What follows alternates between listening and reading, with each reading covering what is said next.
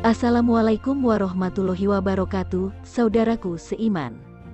Memajang foto atau gambar dan lukisan makhluk hidup, hingga patung dengan berbagai bentuk rupa, dapat kita temukan di setiap rumah. Biasanya benda tersebut dijadikan hiasan, agar ruangan terlihat lebih cantik dan estetik. Akan tetapi dalam Islam, setiap muslim memiliki aturan tersendiri dalam segala hal, termasuk memajang foto, lukisan hingga patung. Dalam salah satu riwayat menyatakan, hukumnya haram dan malaikat enggan memasuki rumahnya. Rasulullah bersabda, orang yang paling keras azabnya di hari kiamat, di sisi Allah, adalah tukang gambar. Hadis riwayat Bukhari dan Muslim. Sesungguhnya pemilik gambar-gambar makhluk bernyawa ini akan diazab di hari kiamat, dan diperintahkan kepada mereka untuk menghidupkan gambar yang mereka buat. Hadis riwayat Bukhari dan Muslim. Sementara itu, pimpinan Lembaga Pengembangan Dakwah dan Pondok Pesantren Al-Bahjah, Cirebon, Kiai Haji Yahya Zainul Ma'arif, atau yang akrab disapa Buya Yahya menjelaskan, ada beberapa pendapat tentang hukum memajang gambar atau foto di dalam rumah.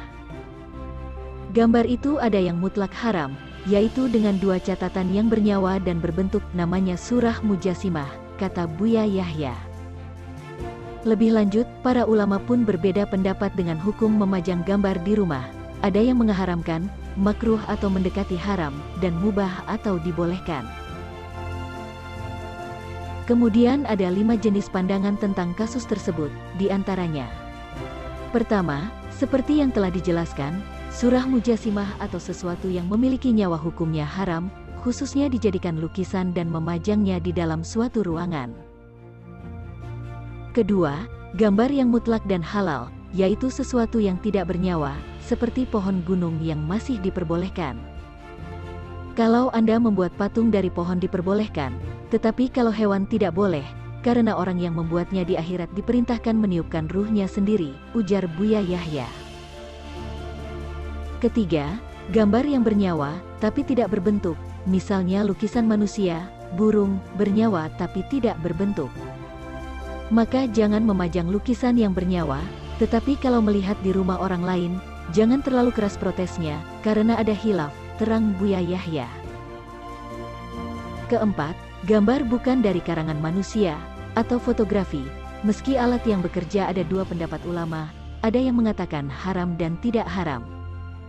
Buya Yahya memberikan contoh, misalnya ulama di India, sangatlah keras dan mengharamkan gambar, karena berhubungan dengan sesembahan agama asli negara tersebut. Kelima, sesuatu yang menyerupai tubuh, misalnya boneka yang sering dimainkan oleh anak-anak, apabila tujuannya hanya sekadar untuk mainan, maka diperbolehkan.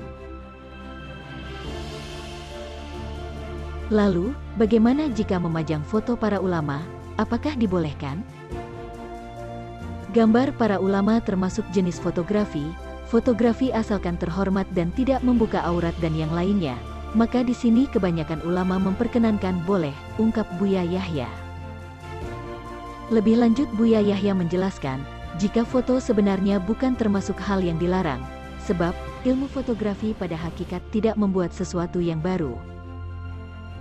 Jadi memajang foto-foto itu bukan termasuk hal yang dilarang, karena fotografi itu bukan membuat sesuatu yang baru, akan tetapi di situ hanya gambar dalam bentuk kertas, tidak lebih seperti cermin, kata Buya Yahya. Sebagian besar ulama berpendapat tidak haram, tetapi ada yang berpendapat haram. Hanya saja jumlah ulama yang berpendapat tidak haram lebih banyak, tapi untuk fotografi ini yang banyak mengatakan tidak haram, tetap ada juga ulama yang telah mengatakan haram, hanya saja untuk foto yang dipajang di rumah ini tidak mengandung unsur pornografi atau membangkitkan syahwat. Hukumnya, memajang foto di dalam rumah bisa haram karena telah membangkitkan syahwat. Haramnya itu kata Buya Yahya bukan karena fotonya, tetapi karena membangkitkan syahwatnya.